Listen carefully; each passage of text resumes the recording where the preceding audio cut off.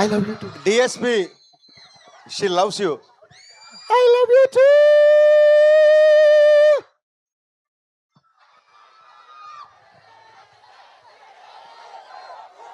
Good evening. ఒకసారి మా వాళ్ళకి ఇంకా ఇంకా గట్టిగా Love you guys. Love you. Love you. Love you so much. వచ్చిన దగ్గర నుంచి ఆపకుండా లవ్ యూ చెప్తున్నారు, పేరు అరుస్తున్నారు. I'm so grateful to you. Love you. Love you. Yes, now over to our captain Harish garu. Thank you. ఉదయాన్నే లేచి సూర్యుడికి దండం పెట్టి ఒక రోజు ప్రారంభించడం మనందరికీ అనాదిగా వస్తున్న ఆచారం. ఆ సూర్యుడికి, ఆదిత్యుడికి, ఆ భాస్కరుడికి దండం పెట్టి డే మొదలు పెడతాం. ఈ సినిమా ప్రమోషన్స్ అంతే ఎనర్జీతో, అంతే పవిత్రంగా, అంతే ఇష్టంగా ఆదిత్య అంబియన్స్ నుంచి మొదలెట్టడం very very very very very happy. Aditya vibe, Aditya ambience అదిరిపోయింది. Thank you guys. మీ కాలేజ్ అయిపోయిన తర్వాత కాసేపే ఉంటారు అంటే మేము చాలా ఎర్లీగా స్టార్ట్ చేసి వచ్చాం. Actually thank you sir ji. 6:30కి ముహూర్తం అనుకున్నాం. మా ముహూర్తం పెట్టిన అఖిల్ ఇక్కడే ఉన్నాడు. ముహూర్తం 6:30 కంటే ఆ టైంకి స్టార్ట్ చేసి వచ్చింది. And you made it. Thank you so much. మీరు ఆల్రెడీ వచ్చారు, సాంగ్ మధ్యలో డిస్టర్బ్ చేయకూడదని రాలేదు. సాంగ్ చూస్తున్నారు కదా, ఇక్కడ 2 కట్అవుట్లు ఉన్నాయి. ఒకటి పవర్ స్టార్ది, ఒకటి రాక్ స్టార్ది. శ్రేయాస్ మీడియాస్ వాళ్ళు మాకు ఫోన్ చేసి నవీన్ గారి ఫొటోసు, రవి గారి ఫొటోసు, మీ ఫొటోస్ పంపించండి, మీకు కట్అవుట్లు పెడతా ఉన్నారు. అంటే నేను క్లియర్గా చెప్పా, అక్కడ ఓన్లీ పవర్ స్టార్ కట్అవుట్ ఉండాలి, రాక్ స్టార్ కట్అవుట్ ఉండాలి అని చెప్పాను. అంటే దేవిశ్రీ ప్రసాద్ గారికి ఎప్పుడో కానీ, దేవిశ్రీ ప్రసాద్ గారికి మా గౌరవం, మా ప్రేమ చూపించుకునే అవకాశం ఎప్పుడో కానీ రాదు. ఇది ఏదో మేము త్యాగం చేసామనో లేకపోతే మా కట్అవుట్ వద్దనుకున్నామని కాదు. ఇలాంటి చిన్న చిన్న విషయాల్లో మా గ్రాటిట్యూడ్, మా రెస్పెక్ట్ డిఎస్పీకి చూపించడానికి మాత్రమే, ఇంకెవరికి కట్అవుట్ ఇక్కడ పెట్టలేదు. ఆయన నా సినిమాకి మ్యూజిక్ చేశాడనో లేకపోతే ఆయన స్టేజ్ మీద నేను చెప్పట్లేదు. ఆయన ఆనందం సినిమా చేస్తున్నప్పుడు నేను అసిస్టెంట్ డైరెక్టర్ కూడా కాదు. నేను ఆనందం సినిమా చూసి బయటకు వచ్చి లైఫ్లో ఎప్పుడైనా సరే ఈ మ్యూజిక్ డైరెక్టర్తో పనిచేస్తే చాలు దేవుడు అని దేవుడిని కోరుకున్నాను. దేవుడు ఒక్కసారి కాదు 3 సార్లు ఇచ్చాడు. ఇంకో 3 సార్లు ఇవ్వాలని మనస్ఫూర్తిగా కోరుకుంటున్నాను. అంటే ఇవాళ మ్యూజిక్ కాబట్టి ఆయన పొగటం కాదండి. డిఎస్పీ అనేది నాకు జస్ట్ మ్యూజిక్ డైరెక్టర్ కాదు, నా ఫ్రెండ్ కాదు, నా బ్రదర్ కాదు. ఆయన చెప్పినట్టు DSP is an emotion for me. DSP is an emotion for me. అంటే ఎలాంటి ఎమోషన్ అంటే, నిన్నటి వరకు అసిస్టెంట్ డైరెక్టర్గా ఉన్న ఒక వ్యక్తిని తన మ్యూజిక్తో ఓవర్ నైట్లో స్టార్ డైరెక్షన్ చేసే సత్తా ఉన్న ఏకైక మ్యూజిక్ డైరెక్టర్ డిఎస్పీ. ఈ విషయం ఆయనతో చాలాసార్లు చెప్పితే ఇలా అంటే, సర్జీ నాదేం లేదు, డైరెక్టర్ సిచ్యువేషన్ బట్టే పాట వస్తుంది, డైరెక్టర్ని బట్టే మ్యూజిక్ వస్తుంది అని చెప్పి తన కష్టాన్ని కూడా మా ఖాతాలోకి అవలీలగా వేసేసి అలా నవ్వుతూ వెళ్ళిపోతుంటాడు డిఎస్పీ. అందుకే డిఎస్పీ అంటే నాకు ఇష్టం, ప్రాణం. లిరిక్స్కి రిథమ్కి, బీట్కి, వాయిస్ అన్నీ క్లియర్గా వినిపించడానికి, ఒక పాట యొక్క సంపూర్ణ తత్వాన్ని మీకు ప్రజెంట్ చేయడంలో అంకిత భావంతో పనిచేసే one and only music director of this generation Devi Sri Prasad. Sir ji పొగటం కాదు సర్జీ, తన గురించి తనకు తెలియదు. ఏదైనా చిన్న ట్యూన్ ఏదైనా యాడ్ చేయాలన్నా, సర్జీ ఇక్కడ ఒక ట్రంపెట్ వేద్దాం అనుకుంటున్నా, ఇక్కడ ఏదైనా తబలా అయినా అని చెప్తే ఫోన్ చేస్తాడు. ఏంటంటే సర్జీ అసలు మీరు పర్మిషన్ అడుగుతారు ఏంటి, మీరు ఎవరు, మీరు India's number 1 music director, Pushpa 2 తర్వాత 5 బిలియన్ వ్యూస్ 5 బిలియన్ ఏంటి ఇంప్రెషన్స్ ఉన్న ఆల్బమ్ చేసిన వ్యక్తి ఇక్కడ ఇది యాడ్ చేయొచ్చా, అక్కడ చేయొచ్చా అని చెప్పి మళ్ళీ ఫస్ట్ సినిమాకి పనిచేసినట్టు పనిచేస్తుంటే ఆ వ్యక్తికి సాష్టాంగ నమస్కారం చేయకుండా ఇంకేం చేయగలుగుతాం. Sir ji I love you so much. ఇంతకంటే మీ గురించి నాకు ఇంకా చాలా చెప్పాలని ఉంది. But sir ji truly honored to be associated with you for the 3rd time and looking forward for many more times. Next ఈ సినిమా ఇందాక మీరు చూసిన సాంగ్ అంత గ్రాండ్గా రావడానికి కానీ, నేను అనుకున్న దానికంటే నాకు ఎక్కువ ఇచ్చే నిర్మాతలు మా నవీన్ ఎర్నేని గారు, రవిశంకర్ గారు. నిజంగా చెప్తానండి, వాళ్ళిద్దరు లేకపోతే ఈ సినిమా లేదు, నేను లేను. పాండమిక్లో నేను ఆ టాపిక్ మళ్ళీ వస్తాను. వీళ్ళిద్దరు సపోర్ట్ ఎంతగా ఉంటుందంటే, ఏదైనా చేద్దాము అంటే ఎంత అవుద్దండి అని అంటారు తప్ప అంతెందుకు అవుద్దండి అని ఏ రోజు అనలేదు. ఒక ఫ్యామిలీలో అమ్మ గారాబం చేస్తే నాన్న స్ట్రిక్ట్గా ఉంటాడు, నాన్న గారాబం చేస్తే అమ్మ స్ట్రిక్ట్గా ఉంటుంది. అప్పుడే ఆ ఫ్యామిలీ, ఆ కుటుంబం బ్యాలెన్స్గా ఉంటుంది. అలాగా నవీన్ గారు డైరెక్టర్స్ అందరినీ ప్యాంపర్ చేస్తుంటారు. మా రవి గారు ఫాదర్ లాగా చాలా స్ట్రిక్ట్గా ఉంటారు.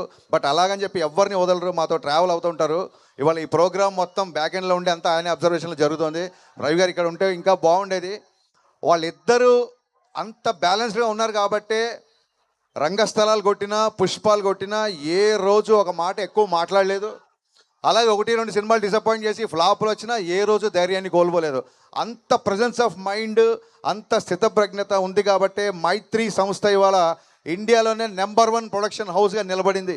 సార్ నవీన్ గారు, మీ బ్యానర్లో పనిచేయడం నాకే కాదు ఏ డైరెక్టర్కైనా మైత్రి మూవీస్లో పనిచేయడం అనేది ఒక వరం. ఇలాంటి ప్రొడ్యూసర్లు దొరకడం అనేది నిజంగా అదృష్టం. ఇది మనస్ఫూర్తిగా పూజ సుకృతం అని చెప్తున్నాను. ఇంత సపోర్ట్ చేసే ప్రొడ్యూసర్లను ఎప్పుడు చూడలేదు. ఎందుకు ఇంత చెప్పాల్సి వస్తుందంటే, ఒక విషయం చెప్పాలి మీకు. ఇది కన్ఫెషన్ అనుకోండి లేదా క్లారిటీ అనుకోండి. బయట చాలా ఈ సినిమా మీద చాలా రకాల ఆర్టికల్స్, చాలా రకాల వెబ్సైట్ల మీద, చాలా వెబ్సైట్లలో లేదా మీడియాలో, ఎలక్ట్రిక్ ఛానల్ అన్నిట్లలో కొన్ని రూమర్లు అయితే వచ్చు, కొన్ని వాళ్ళు వాస్తవాలు అనుకుని రాసిండి అయితే చాలా జరిగినాయి. అందరు రాసిందంటే సినిమా పవన్ కళ్యాణ్ గారి వల్ల లేట్ అయింది అని చెప్పి చాలామంది రాశారు. ఇవాళ నేను ఇక్కడ ఈ ఆదిత్య కాలేజ్ వేదిక చెప్పగలుగుతున్నానండి. మళ్ళీ ఒకసారి అందరికీ క్లారిఫై చేస్తున్నా, ఈ సినిమా పవన్ కళ్యాణ్ గారి వలన ఏ మాత్రం ఆలస్యం అవ్వలేదు, అస్సలు అవ్వలేదు. ఫస్ట్ ఒక కథ అనుకున్నాం. ఫస్ట్ అంటే సినిమా ప్రమోషన్ స్టార్ట్ చేసిన తర్వాత నాకు ఉస్తాద్ భగత్ సింగ్ గురించి కంప్లీట్గా మాట్లాడడానికి దొరికిన అవకాశం వేదిక ఇదే కాబట్టి చెప్తున్నాను. వేరే సినిమా ఫంక్షన్కి వెళ్ళినప్పుడు ఉస్తాద్ అప్డేట్ అనుస్తారు, అప్పుడు మన సినిమా గురించి చెప్పడం కరెక్ట్ కాదని ఎప్పుడు చెప్పలేదు. ఫస్ట్ ఒక కాలేజ్ బ్యాక్డ్రాప్లో లవ్ స్టోరీ అనుకున్నాను. ఎందుకంటే గబ్బర్ సింగ్లో బాగా మాసిగా చూపించాను, నాకు ఆయన ఒక జల్సా ఖుషీ లాగా చూపించాలని చెప్పి ఒక కాలేజ్ బ్యాక్డ్రాప్ లవ్ స్టోరీ అనుకున్నాం. సినిమా అనౌన్స్ కాడి నుంచి ఎక్కడికి వెళ్ళినా సరే, అన్న ఇంకో గబ్బర్ సింగ్ ఎప్పుడు అని చెప్పి సోషల్ మీడియాలో అవ్వచ్చు, బయట అవ్వచ్చు, సినిమా లవర్స్ అవ్వచ్చు, ఫ్యాన్స్ అవ్వచ్చు, అరే వీళ్ళు ఇంకా ఎక్కువ అదే మాస్, అదే ఒక ఫుల్ టు ఎంటర్టైన్ ఎక్స్పెక్ట్ చేస్తున్నారు. ఎక్కడో మేము అనుకున్న కదా కొంచెం క్లాస్ అవుతుంది అని చెప్పి ఆ తర్వాత ఐడియా డ్రాప్ చేద్దాము, ఇంకో థాట్కి వెళ్దామా అన్న ఒక సందిగ్ధంలో ఉన్నప్పుడు ఆ పాండమిక్లో నేను చాలా మెంటల్ డిప్రెషన్కి వెళ్ళిపోయాను. నా మెంటల్ హెల్త్ కూడా చాలా దెబ్బతింది అప్పుడు. సో ఈ కట్ చేద్దామా ఇంకో కట్ చేద్దామా అన్న సందిగ్ధంలో నా వల్ల కొంచెం టైం వేస్ట్ అయింది. ఆ తర్వాత ఒక రీమేక్ అనుకున్నాము, అది పెద్దగా ఎగ్జైట్ అవ్వలేదు ఎవరము. ఆ తర్వాత అది పక్కన పెట్టేశాము. ఎందుకంటే ఆయన లైనప్స్ చూస్తుంటే కొన్ని క్లాస్ సినిమాలు ఉన్నాయి ఆయన చేస్తున్నప్పుడు. అప్పటికి ఆ సినిమాల అనౌన్స్మెంట్ కూడా వచ్చేసింది. సో డెఫినెట్గా ఇలాంటి పాటలు ఉండే సినిమాలు అయితే లైనప్లో నాకు ఎక్కడ కనబడలేదు. సో డెఫినెట్గా మళ్ళీ ఫ్యాన్స్ అందరూ మళ్ళీ చూసే సినిమా చేయాలి, కొంచెం లేట్ అయినా పర్లేదని చెప్పి మళ్ళీ మా టీం అందరం వర్క్ చేసి కళ్యాణ్ గారికి మళ్ళీ అనుకుని చెప్పిన తర్వాత అందరూ ఎగ్జైట్ అయిన కంటెంట్తో షూటింగ్ వెళ్ళేసరికి ప్రకృతి సహకరించి, మరి గ్రహాలు తోడునే ఏంటో తెలియదు, ఇట్స్ నేచర్ తీసుకున్న టైం, అది సహజ సిద్ధంగా ఆ ప్రక్రియ ఇలా జరిగిపోయింది. ఇన్ఫ్యాక్ట్ పవన్ కళ్యాణ్ గారి వల్ల షూటింగ్ చాలా ఫాస్ట్గా అయిపోయింది. ఆయన మమ్మల్ని ఊపిరి ఆడనివ్వకుండా షూటింగ్ చేశారు. అందుకే అంత ఫాస్ట్గా షూటింగ్ అయిపోయిందని చెప్పి వీడియో రిలీజ్ చేసాం. అంటే పొద్దున్నే క్యాబినెట్ మీటింగ్కి వెళ్ళేవాళ్ళు, సరే సార్ విజయవాడకి వెళ్ళిపోయారు కదా, ఇంకే వాళ్ళ షూటింగ్ ఉండదులేండి, రేపు వెళ్ళి వేరే ప్లాన్ చేద్దామంటే సడన్గా సార్ బయలుదేరారు, నైట్ షూట్ చేస్తారని చెప్పి సార్ వాళ్ళ టీం ఫోన్ చేసేవాళ్ళం. ఇమ్మీడియట్గా మేము నైట్ షూటింగ్ ప్లాన్ చేసేవాళ్ళం. అంటే పొద్దునంతా క్యాబినెట్ మీటింగ్ అటెండ్ అయ్యి ఆయన నైట్ ఫ్లైట్కి హైదరాబాద్ వచ్చి మళ్ళీ మార్నింగ్ 3-4 వరకు పనిచేసి జస్ట్ ఇంటికి వెళ్ళి షవర్ చేసి మళ్ళీ ఆయన మంగళగిరి వెళ్ళిపోయిన రోజులు ఉన్నాయి. కొన్నిసార్లు 18 గంటలు 20 గంటలు ఆయన పనిచేసిన సందర్భాలు ఉన్నాయి. ఈ సినిమాకి పవన్ కళ్యాణ్ గారు ప్రాణం పెట్టి పనిచేశారు. మనస్ఫూర్తిగా కళ్యాణ్ గారికి కృతజ్ఞతలు చెప్పుకుంటున్నాను. మరిన్ని విషయాలు డెఫినెట్గా ప్రీలీజ్ ఈవెంట్లో మాట్లాడుకుందాం. అండ్ మా ఫేవరెట్ లిరిసిస్ట్ భాస్కర్ పట్ల అన్నయ్య, ఇందాక దేవి గారు చెప్పినట్టు భాస్కర్ పట్ల గారితో పనిచేస్తుంటే గాల్లో తేలినట్టు ఉంటుంది, ఫుల్ బాటిల్ ఎత్తి దించకుండా తాగినట్టు ఉంటుంది, దమ్ము లాగినట్టు ఉంటుంది. అన్నయ్య మామూలుకి ఎక్కవలేదు. నేను మొన్న ట్విట్టర్లో ఇందాక ట్విట్టర్లో కూడా పెట్టా. అంటే ఆయన చెప్పినట్టు ఎవరు దిగాలుగా ఉన్నా లేచి గంతులేసి మరొక న్యూ ఫేజ్ ఆఫ్ లైఫ్లోకి ఎంటర్ అయ్యే ఒక మూమెంటం ఇచ్చే సాంగ్ ఇది కమర్షియల్ సాంగ్ అయినప్పటికీ, డ్యాన్స్ ఉన్నప్పటికీ కళ్యాణ్ గారు ఎప్పుడు ఒకటే చెప్తుంటారు, ప్రయత్నంలో లోపం ఉండకూడదు, ఫలితం మన చేతిలో ఉండదు. ప్రయత్నంలో ఎప్పుడూ లోపం ఉండకూడదు.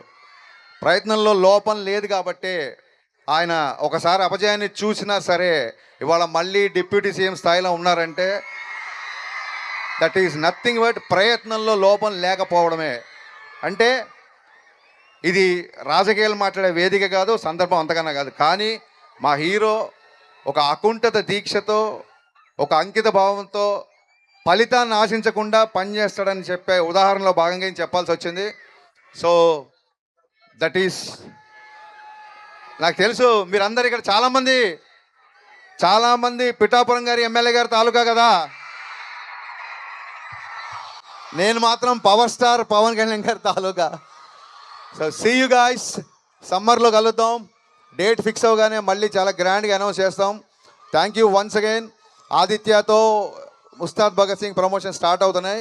ఇక నుంచి అప్డేట్ల వరద చూస్తారు మీరు. Thank you all once again. Thank you so much. Love you.